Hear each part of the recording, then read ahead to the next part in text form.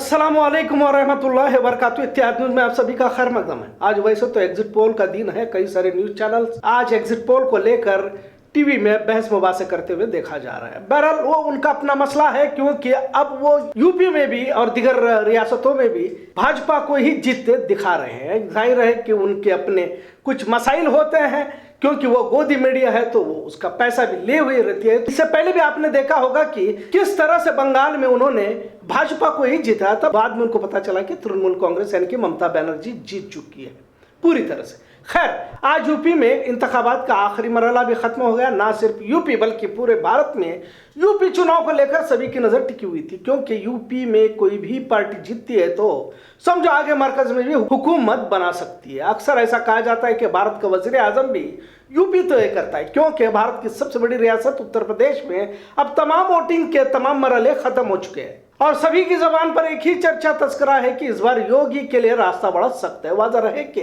इससे पहले सबसे बड़ी पार्टी के तौर पर भाजपा ने जीत दर्ज की थी।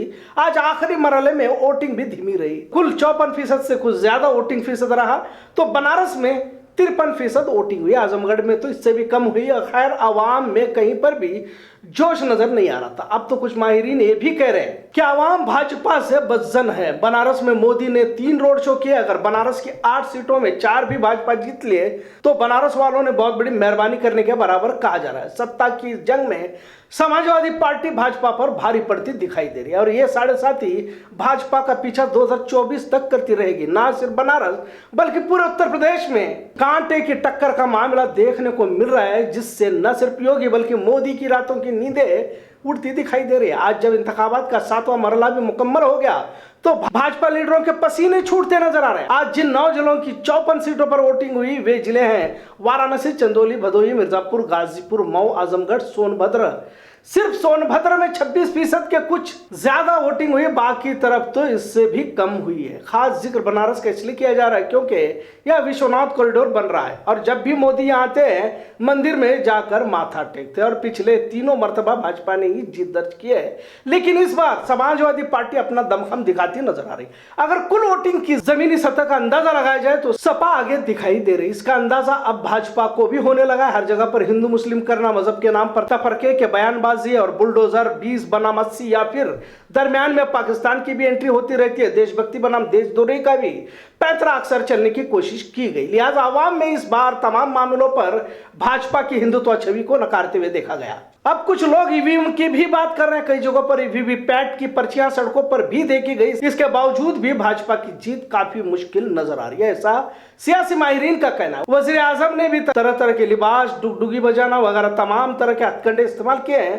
वही योगी की हालत भी काफी बुरी नजर आ रही है। कर्नाटक से हिजाब मामले का फायदा उठाने की भी कोशिश की गई। पूरे रियासत में नहीं बल्कि पूरे मुल्क में हिजाब मामले को लेकर माहौल को गरमाने की कोशिश की। आखिरी कोशिश के बाद भी आखिरी मरहले में एक और पैंतरा भाजपा की जानिब से चला गया कि गुजरात पुलिस को बुलाएगा। आखिर इस चुनाव में गुजरात पुलिस का क्या किरदार रहा, लिहाजा गुजरात पुलिस की उस वीडियो को योगेंद्र यादव ने इलेक्शन कमीशन को ही टैग किया, जिसमें गुजरात पुलिस कह रहा है कि योगी ही आएगा। आखिर में कार्रवाई कर पुलिस को सस्पेंड किया गया। मिर्जापुर, सोनभद्र और चंदौली के कुछ इलाकों में गुजरात पुलिस के जवान तैनात किए गए थे। ये तीनों पूर्वांचल के सबसे ज्यादा पिछड़े इलाके कहे जाते हैं। गुजरात पुलिस की तैनाती पर भी सवालात खड़े किए जा रहा है। आज पूरे दिन गुजरात पुलिस का मौजूद ज़ेर बहस रहा है। यूपी पुलिस और सीआरपीएफ के सैकड़ों दस्ते मौजूद रहने के बावजूद गुजरात पुलिस को लाने पर ऐतराज जताते हुए कहा गया कि इक़्तिदार हासिल करने की दीवानगी ने तमाम उसूलों को योगी और मोदी हुकूमत ने पैरों तले रौंद दिया है। इन्हें हर हाल में चुनाव जीतना है,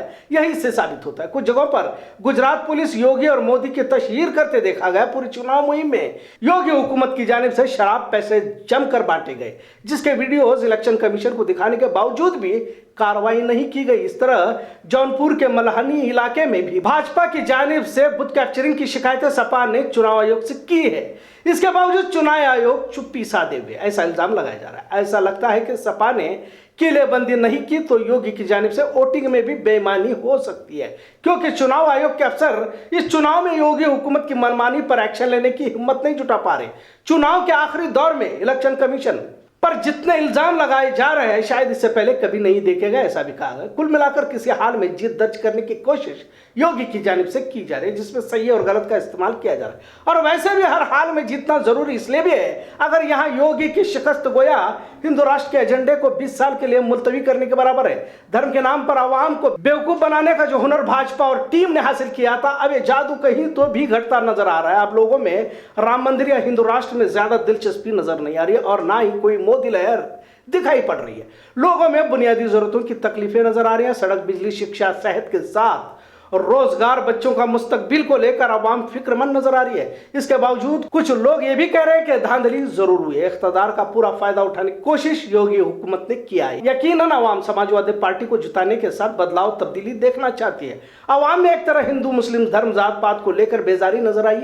वही मुसलमानों के ध्रुवीकरण का इल्जाम भी एमआईएम पर लगाया जा रहा है। कई जगहों पर नौजवानों में असदुद्दीन ओवैसी का असर देखा जा रहा था, तो बुजुर्गों में समाजवादी पार्टी की हिमायत में भी देखी जा रही। सियासी माहिरीन का कहना है कि एमआईएम अगरचे के मुस्लिम कार्ड खेल रही है, इसके बावजूद भी भाजपा को हराने के लिए मुसलमानों ने समाजवादी पार्टी को वोट किया है। एमआईएम का खाता खुल सकता है पर डबल डिजिट नहीं हासिल कर सकता।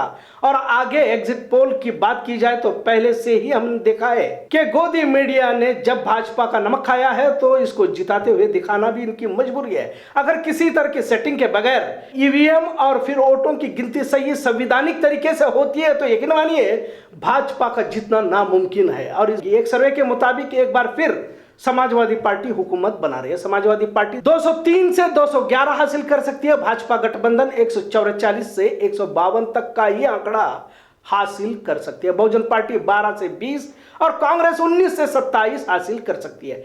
एमआईएम 2 से 5 तक अपनी जीत दर्ज कर खाता जरूर खोल सकती है। कुछ लोग 20 और 25 का आंकड़ा भी बता रहे, पर जमीनी रिपोर्ट के मुताबिक 2 से 5 का ही हासिल कर सकती है। लेकिन सच्चाई यह भी है कि आने वाले चुनाव में एमआईएम के लिए साजगार माहौल बन सकता है। बंगाल की तरह यहाँ भी भाजपा को हराने के लिए समाजवादी पार्टी की तरफ मुसलमानों का रुझान देखा गया। लिहाजा इतना जरूर कह सकते हैं कि इस बार योगी को सत्ता से निकालकर हिमालय भेजने का बंदोबस्त आवाम ने किया है। ममता बनर्जी का भी असर आवाम पर रहा। तकरीबन 10 सीटों पर समाजवादी पार्टी के लिए इन्होंने चुनावी इजलासों में मोदी योगी पर जमकर हमला कहा, जिसका फायदा जरूर समाजवादी पार्टी को होता देखा जा रहा है। यूपी चुनाव मुल्क की सियासत का रुख तय करती है। मुसलमानों के साथ दलित भी यूपी में परेशान है। अवाम किसी तरह तब्दीली चाहती हुए मजहबी तशद्दुद से दूर जाना चाहती है और जाहिर है अवाम अब सवाल पूछना चाहती है। महंगाई, बेरोजगारी से परेशान और संविधान की हिफाजत यकीनन यूपी के साथ पूरे मुल्क में अमन कायम कर सकती है, जिस पर जनता संजीदा नजर आ रही है। इससे जाहिर होता है कि कहना सुनना बहुत है पर नतीजे जो आएंगे वही सच्चाई है, जिसका इंतजार सभी को होगा। 10 तारीख तक इंतजार करना होगा, तब तक सिर्फ कयास तस्करे ही लगाए जा सकते हैं।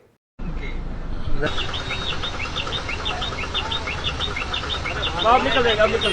गुजरात वाले थोड़े खिलाफ होते हैं। क्यों खिलाफ नहीं होते हैं? योगी आएगा, यूपी में योगी आएगा, इसीलिए आए हो आप? हाँ इसलिए आए हैं। योगी आएगा, योगी।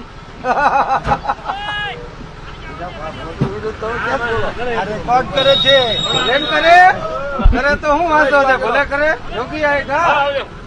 नहीं आएगा, कोई बात नहीं। आज खंजरगली उर्दू स्कूल में पानी के बोर की खुदाई अमल में आई। वाज़ा रहे खंजरगली उर्दू स्कूल में 900 के करीब बच्चे पढ़ते और यहाँ पानी की किल्लत को महसूस भी किया जा रहा था। बारहा इस मसले पर तस्करे तो होते रहे। लिहाजा एमएलए नॉर्थ और वार्ड नंबर 1 के कारपोरेटर इकरामुल्लाह की कोशिशों से आज पानी के बोर की खुदाई से स्कूली बच्चों के लिए पानी का मसला हल किया गया। आज खंजरगली उर्दू स्कूल इलाके में बोर की खुदाई की गई। इस वक्त तमाम मोहल्ले के जिम्मेदार और कारपोरेटर मौजूद।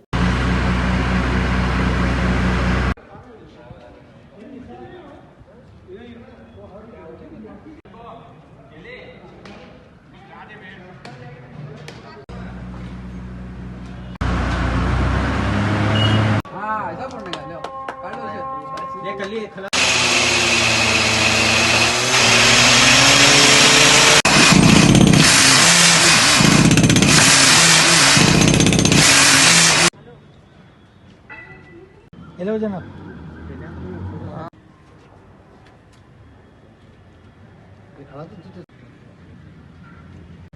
बहुत कोशिश है, कोशिश होती है।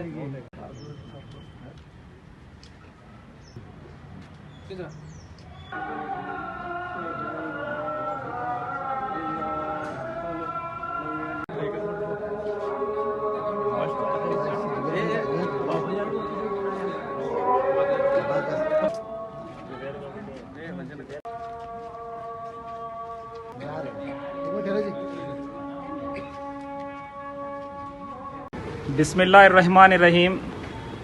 आज हम स्कूल के असातिज़ा और यहाँ पर मौजूद हमारे स्कूल खंजर गली स्कूल के मीर मुदर्रिस और दीगर इस वार्ड के और मोहल्ले के ज़िम्मेदारान, आज इन तमाम को यहाँ पर देखकर बड़ी हमें खुशी और मुसर्रत हो रही है, क्योंकि आज जो काम और जो खिदमत यहाँ पर अंजाम दी जा रही है, मैं समझता हूँ कि हमारी खंजर गली स्कूल के लिए एक तारीखी और एक हिस्टोरिकल कारनामा है।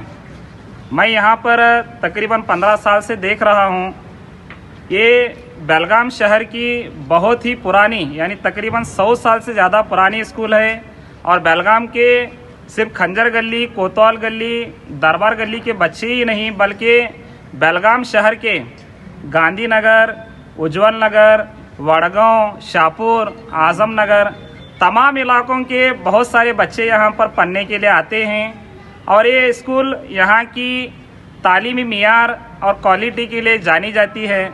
लेकिन ये मदरसा, ये स्कूल बहुत ही बुनियादी चीज़ों के लिए क्या है, परेशानी का एक हमारे सामने मसला आता था। हालांकि अब तक यहाँ पर बहुत सारी कोशिशें हुई और यहाँ पर इमारत का मसला था, वो भी पिछले चंद सालों में क्या है, यहाँ पर कमरे सैंक्शन हुए, वो मसला ख़त्म हो गया। और हमेशा कि यहाँ पर बच्चों की जो तादाद है, स्ट्रेंथ है, हमेशा 600 से ज़्यादा रही है। लेकिन इन 2 सालों में ये कोविड के मोहल्लिक विबा में यहाँ पर इस साल हर साल से 200 बच्चे ज़्यादा एडमिशन यहाँ पर लिए हैं। इस वक्त हमारे स्कूल में 800 से ज़्यादा बच्चे, यानी लड़कियाँ यहाँ पर तालीम हासिल कर रही हैं। ये LKG से लेकर 10th जमात तक क्या है, यहाँ पर बच्चे पढ़ते हैं। ये 900 बच्चों के लिए है। जो पानी का इंतज़ाम यहाँ पर था वो नाकाफ़ी था। दोपहर में अक्सर बच्चों को क्या है, ज़रूरत के लिए पानी का जो थोड़ा है क्या है मसला चल रहा था, पानी की किल्लत महसूस हो रही थी, पीने का पानी का सही इंतज़ाम नहीं हो रहा था। तो इसके बारे में क्या बहुत सारी कोशिशें यहाँ पर चल रही थी। ये बहुत सारे हमारे यहाँ पर हेड मास्टर्स आए, बहुत सारे टीचर्स आए, कोशिश किए, कुछ हद तक उसमें कामयाबी मिली। लेकिन इस बार बहुत ही अल्लाह का करम हुआ कि इस बार के जो हमारे यहाँ पर जो चुनकर जो कामयाबी हासिल करके जो वार्ड नंबर 1 से और जो हमारे दीगर वार्ड वाले यहाँ पर जो मुंसलिक हैं हमारे स्कूल से, इकरामुल्लाह बिलखुसूस में उनका नाम लेना यहाँ पर मुनासिब समझता हूँ।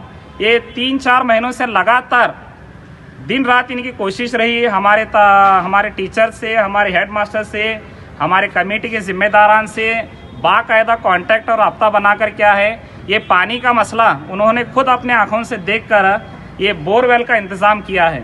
मैं समझता हूँ कि अब तक जो बच्चे पढ़ रहे हैं और इसके बाद जो बच्चे आकर पढ़ने वाले हैं, वो तमाम बच्चों की दुआएं आपके साथ में हैं और मैं समझूंगा कि एक नेक काम है, क्योंकि पानी फराहम करना क्या इंसान की बुनियादी ज़रूरत है और एक कोई एक मामूली काम नहीं था।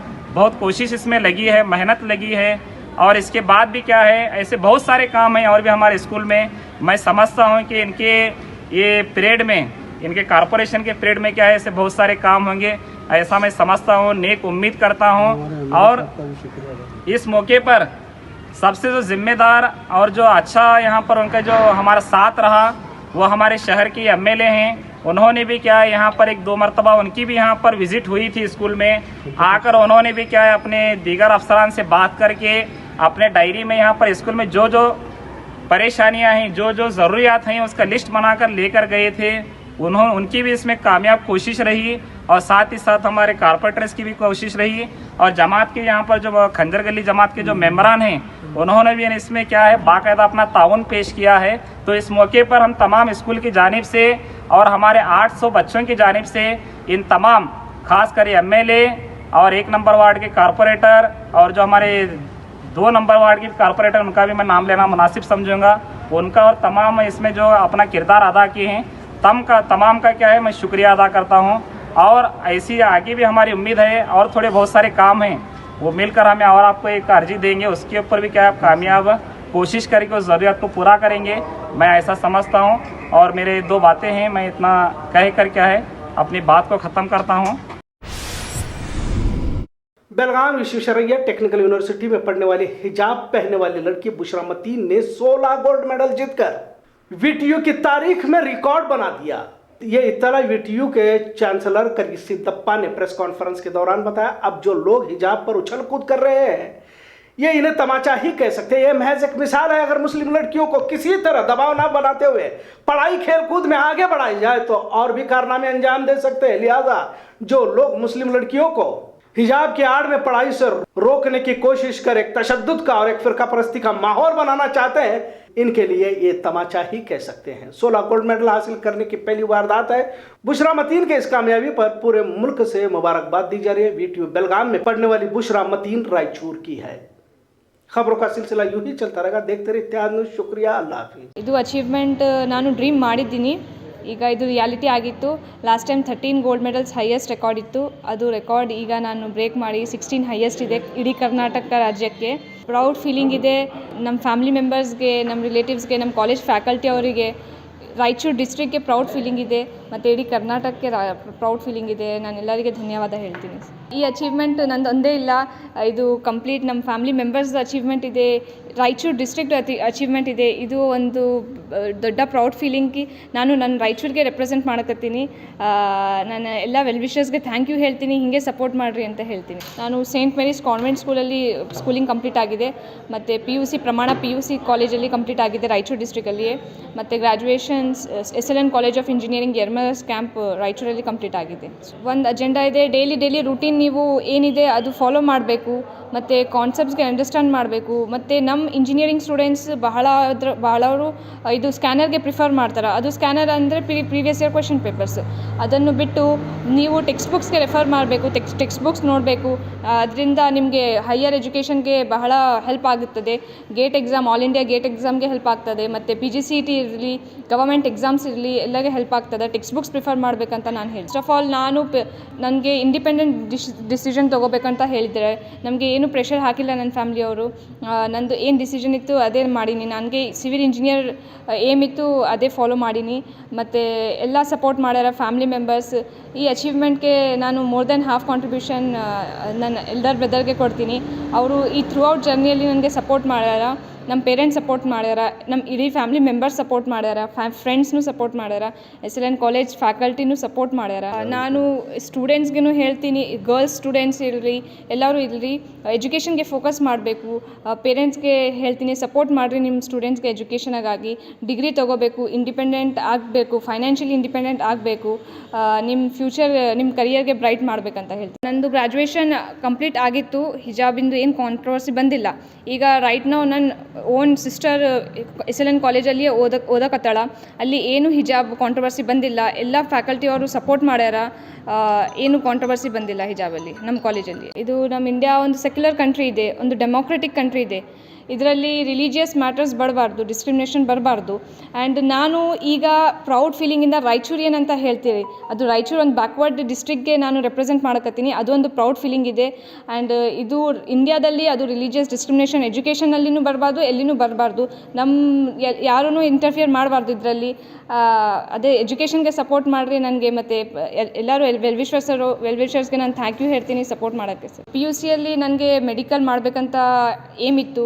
ಮತ್ತು ನಮ್ಮ ಫಾದರ್ ಅವರು ಸಿವಿಲ್ ಇಂಜಿನಿಯರ್ ಇದೆ. ನೋಡಿ ನನಗೇನು ಸಿವಿಲ್ ಇಂಜಿನಿಯರ್ ಮಾಡಬೇಕಂತ ಇತ್ತು. ಸಿವಿಲ್ ಇಂಜಿನಿಯರ್ ಒಂದು ಎವರ್ಗ್ರೀನ್ ಬ್ರಾಂಚ್ ಇದೆ. ಮತ್ತು ನನಗೆ ಮ್ಯಾಥಮೆಟಿಕ್ಸ್ ಇಂಟ್ರೆಸ್ಟ್ ಇತ್ತು ಮ್ಯಾಥಮೆಟಿಕ್ಸಲ್ಲಿ. ಅದಕ್ಕಾಗಿ ನಾನು ಸಿವಿಲ್ ಇಂಜಿನಿಯರ್ ಜಾಯಿನ್ ಮಾಡಿದ್ದೀನಿ. ನಾನು ಈಗ UPSC ಆನ್ಲೈನ್ ಕೋಚಿಂಗ್ಗೆ ಪ್ರಿಪೇರ್ ಮಾಡಕತ್ತೀನಿ ಬೈಜೂಸಲ್ಲಿ. ಮತ್ತು ಸಿವಿಲ್ ಸರ್ವಿಸಸ್ ಎಕ್ಸಾಮ್ಸ್ ಬರೀಬೇಕಂತ ಏಮಿದೆ. ನಾನು ಅದೇ ಹೇಳ್ತೀನಿ, ಎಜುಕೇಷನ್ಗೆ ಫೋಕಸ್ ಮಾಡಿರಿ. ನಿಮ್ಮ ಡಿಸಿಷನ್ಸ್ ನೀವು ತೊಗೋಬೇಕು, ಇಂಡಿಪೆಂಡೆಂಟ್ ಡಿಸಿಷನ್ಸ್ ತೊಗೊಳ್ರಿ. ಯಾರ ಪ್ರೆಷರ್ ಮೇಲೆ ಬರಬಾರ್ದು. ಮತ್ತು ಕರಿಯರ್ ಚಾಯ್ಸ್ ಪರ್ಫೆಕ್ಟ್ ಮಾಡಿರಿ, ರಿಗ್ರೆಟ್ ಮಾಡಬಾರ್ದು ಆಮೇಲೆ. ಮತ್ತು ನಿಮ್ಗೆ ಎಜುಕೇಷನ್ಗೆ ಫೋಕಸ್ ಮಾಡಿರಿ. ನಿಮ್ಮ ಟ್ಯಾಲೆಂಟ್ ಇದ್ದಿದ್ದು ಟ್ಯಾಲೆಂಟ್ಗೆ ಇನ್ನೂ ಗ್ರೋತ್ ಮಾಡಬೇಕಂತ ಹೇಳ್ತೀನಿ.